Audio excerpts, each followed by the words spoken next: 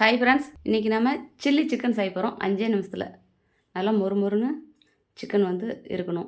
அதுக்காக எப்படி செய்யலான்னு பார்க்கலாம் வாங்க. பாருங்கள், இந்த மாதிரி நான் சிக்கன் எடுத்து க்ளீன் பண்ணி வச்சுருக்கேன். கொஞ்சோண்டு உப்பு போட்டு க்ளீன் பண்ணி வச்சுருக்கேன். வரமிளகாத்தூள் சேர்த்துக்கலாம். நான் ஒரு 300 கிராம் சிக்கன் மட்டும்தான் எடுத்துருக்கேன். பெப்பர் சேர்த்துக்கலாம். கொஞ்சமாக தேவையான அளவு உப்பு எடுத்துக்கோங்க. கொஞ்சமாக மஞ்சள் பொடி சேர்த்துக்கலாம். இஞ்சி பூண்டு எடுத்துருக்கிறேன். நான் பாருங்கள், இந்த மாதிரி பவுலில் 3/4 பவுலுக்கு 300 கிராமுக்கு நான் கார்ன்ஃப்ளவர் மாவு எடுத்துருக்கேன். சேர்த்துக்கலாம்.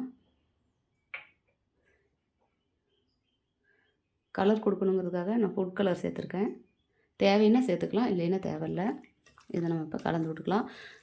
முட்டை சேர்த்துக்கலாம். முட்டை சேர்த்தோம் அப்படின்னா ரொம்ப பொசு பொசுன்னு வந்திருக்கும். அதனால் நம்ம முட்டை சேர்க்கல.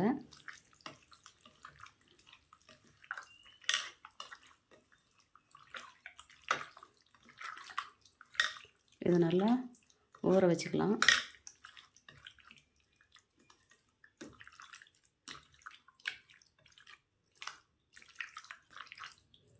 நல்லா இந்த மாதிரி கலந்து விட்டுக்கோங்க.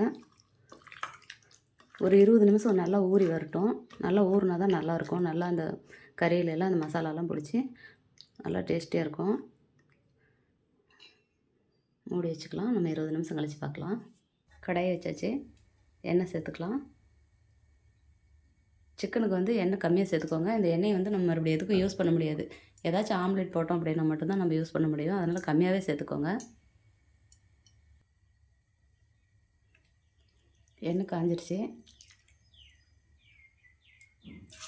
இது ஒன்று சேர்த்துக்கலாம்.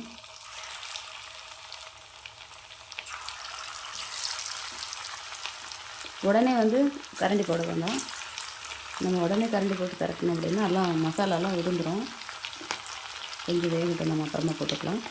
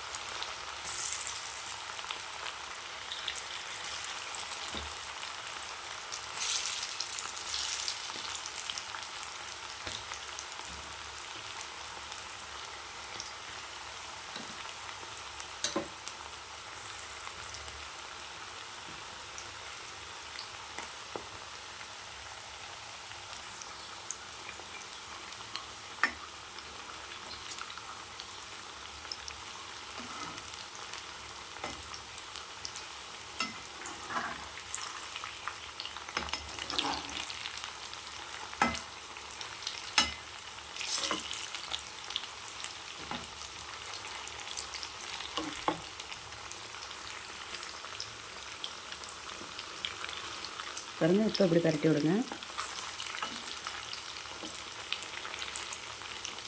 மசாலாலாம் அப்படி ஒட்டாமல் வரும் பாருங்கள்.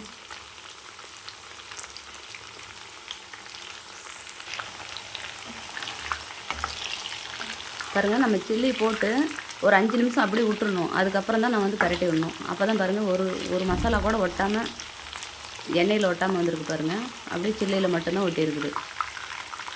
இப்படி தான் இருக்கணும். இது நல்லா வேகிட்டு கொஞ்சம் மொறுமொறுங்க.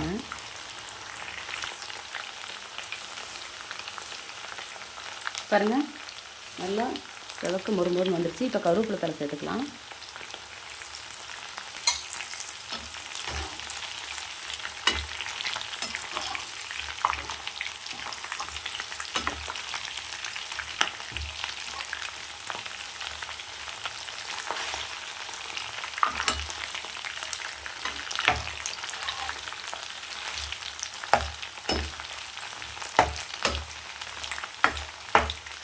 நல்லா கருவேப்பிலை தழை பொரிஞ்சிச்சு.